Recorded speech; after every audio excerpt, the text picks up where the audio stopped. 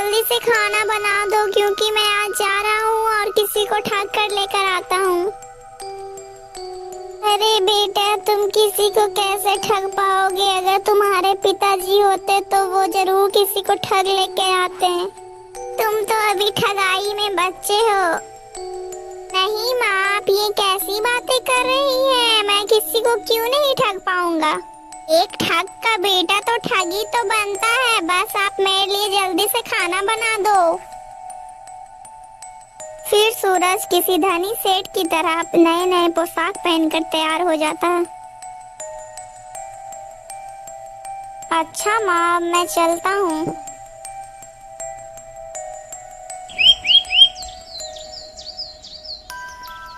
सूरज चलते चलते एक गांव के नजदीक पहुंच जाता है और तभी वो देखता है कि 4 ठग खेत में काम कर रहे हैं।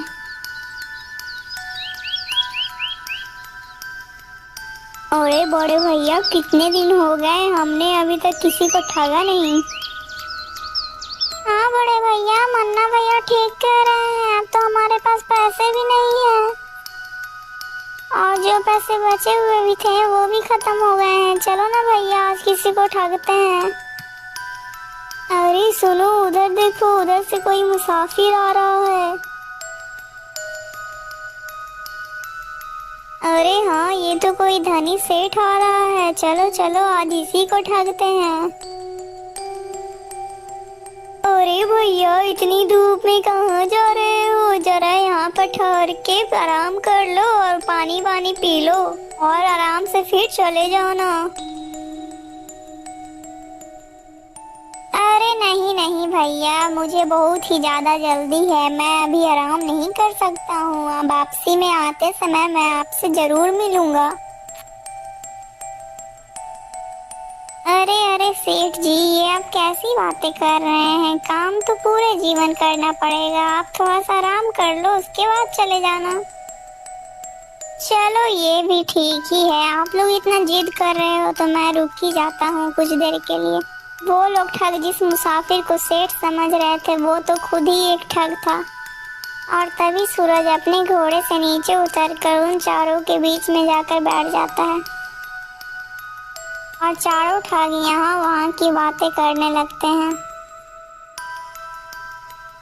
अरे सेठ जी, मैं आपसे कुछ बोलना चाहता हूँ। अरे बोलिए बोलिए भैया, क्या बोलना चाहते हैं आप मुझसे? अरे सेठ जी, मेरी बात सुनने से पहले एक शर्त है। अरे हाँ, बोलिए बोलिए भैया, क्या शर्त है आपकी? मैं आपकी उस शर्त को मानने के लिए तैयार हूँ, आप बोलिए भी। अरे सेठ जी, मेरी एक ही शर्त है कि अगर आप मेरी बात को सच मानेंगे तो कोई बात नहीं, और अगर आप मेरी बात को झूठा मानेंगे तो आपको 1000 रुपए देने पड़ेंगे। ठीक है भैया, मैं आपकी बात से सहमत हूँ। आप बताओ क्या कहना चाहते हो? सेठ जी, बात ये है कि एक बार मैं अपने खेत में गेहूं उगाया था और मेरे खेत में एक भैंस खड़ी थी और तभी वो भैंस हमारे गेहूं के खेत में घुस गई और पता नहीं वो भैंस खेत में कहीं खो गई। हमने पूरा जगह ढूंढ लिया लेकिन वो हमें कहीं नहीं मिली। फिर मैंने पूरी फसल कटवा दी लेकिन भैंस नहीं मिली। फिर मैंने पूरे गेहूं को चक्की में पिसवा दिया लेकिन भैंस फिर भी नहीं मिली। और हद तो तब हो गया जब हमने उसी आटे की रोटी बनवाई और जब मैंने रोटी को तोड़ा तभी मुझे भैंस की पूंछ दिखी और जब मैंने भैंस की पूंछ को खींचा वो भैंस मेरे हाथ में आ गई। तब मेरे जान में जान आई। लेकिन भैया, आज तक मैंने जिसको भी ये बातें बताई हैं वो मुझे झूठा समझा है। अब तुम ही बताओ कि ये बात झूठी है या सच्ची है।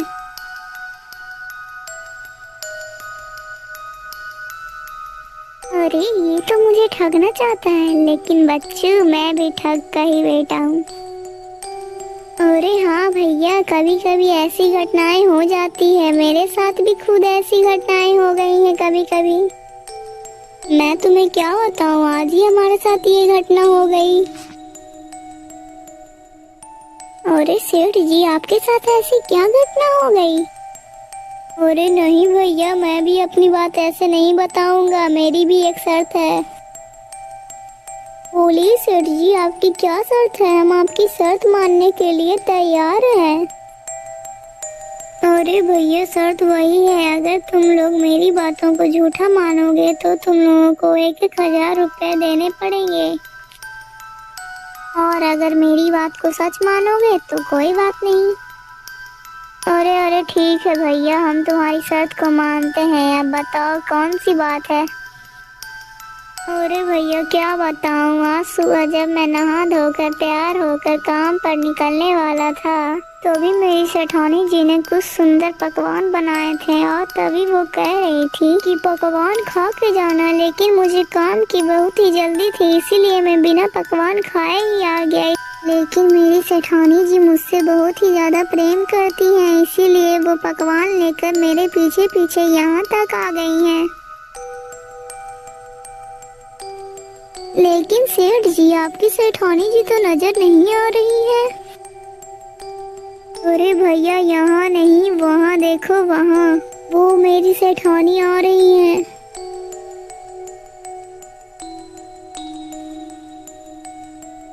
अरे बाप रे बाप, वो तो हमारी बहन है। ये सेठ तो हमसे भी बड़ा ठग निकला। अब हम लोग क्या करें? अरे अगर हम सभी लोग इसकी बातों को झूठ कहेंगे तो ये हम चारों से 1,000 रुपए लेगा, और अगर हम लोग इसकी बातों को सच कहेंगे तो ये हमारी बहन को लेकर चला जाएगा। भैया मेरी मानो तो हम सभी को अपनी बहन को इसके साथ भेज देना ही सही रहेगा। ऐसे भी तो हम सभी को इसकी शादी एक न एक दिन करनी ही थी, और ऐसे भी ये हमारी बहन को खुशी रखेगा, और अगर हम लोग इसकी बात को झूठ बोलेंगे तो हमें 4,000 रुपए देने पड़ेंगे। हाँ हाँ, हम लोग अपनी बहन को इस सेठ के घर में भेज देते हैं, और सेठ के घर में जितना भी माल और खजाना होगा वो हमारी बहन लेकर भाग आएगी। कैसा है प्लान?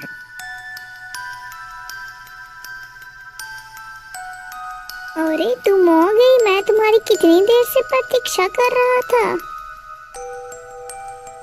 अरे तुम कौन हो? मैं तो तुम्हें जानती तक नहीं हूँ। अरे बहन, ये तुम्हारे पति हैं, तुम्हारा विवाह इनके साथ बचपन में ही हो गया था। अब जाओ बहन, इनके साथ जाओ, हम लोग तुम्हें जल्दी ही लेने आएंगे। अच्छा मेरे प्यारों सालों, अब मैं चलता हूँ। अरे भैया, ये तो हमारी बहन को ही ठग कर चला गया, अब हम लोग इसे छोड़ेंगे नहीं, हम लोग कल ही इसके घर चलते हैं। अगले ही दिन चारों ठग अपनी बहन को लेने के लिए चल देते हैं।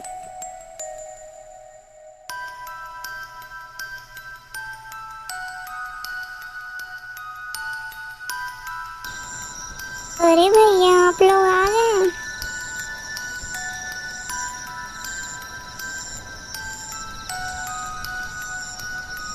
फिर सूरज इन सब की बहुत ही मेहमान नवाजी करता है।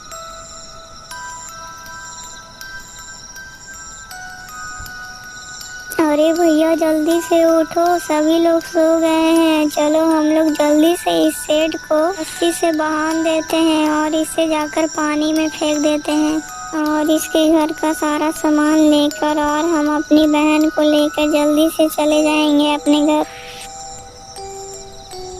फिर चारों ठगों ने ही उसे रात में बेड में ही बांध दिया और उसे लेकर निकल पड़ते हैं।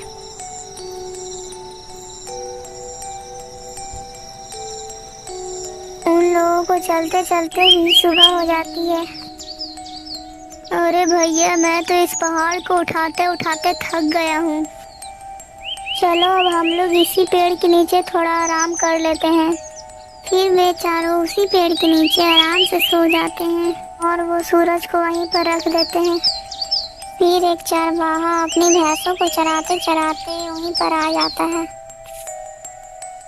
अरे भैया, ये चारों आपको बांध कर कहाँ लेकर जा रहे हैं? अरे भैया, ये चारों हमारे साले हैं। इनकी एक बहन के साथ मेरा विवाह हो चुका है और इनकी एक और बहन है, उनका भी विवाह मेरे साथ ही करवाना चाहते हैं। और ये लोग कह रहे हैं कि इनको लड़का नहीं मिल रहा है। मेरे लाख मना करने के बावजूद भी उसका विवाह मेरे से ही करवाना चाहते हैं और मुझे बांध कर लेकर जा रहे हैं।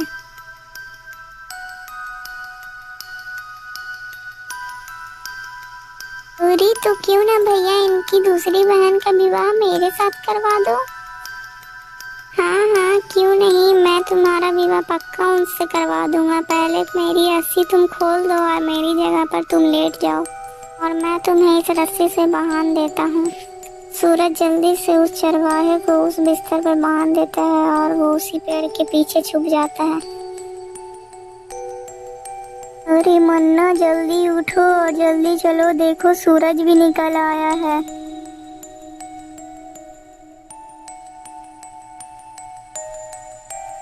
फिर वो चारों उस चरवाहे को नदी के पास लेकर चले जाते हैं और उधर सूरज चरवाहे की भैंसों को लेकर अपने साथ घर लेकर चला जाता है।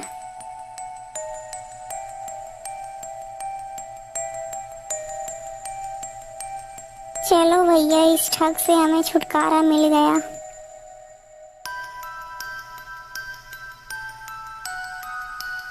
अरे ये क्या, ये ठग तो यहीं पर बैठा हुआ है। अरे जीजा जी, तुम यहाँ पर कैसे आ गए और इतनी सारी भैंस तुम कहाँ से लेकर आए हो? अरे ये सब मत पूछो, तुम लोगों ने मेरे साथ बहुत अन्याय किया है। तुम लोगों ने मुझे नदी के किनारे ही फेंक दिया था। अगर तुम लोग इससे थोड़ा आगे गहरे पानी में फेंकते तो इससे भी अच्छी अच्छी भैंसें पकड़कर मैं ले आता। अरे अब क्या करूं, तुम लोगों ने मुझे किनारे ही फेंका तो यही सब भैंसें मिली मुझे।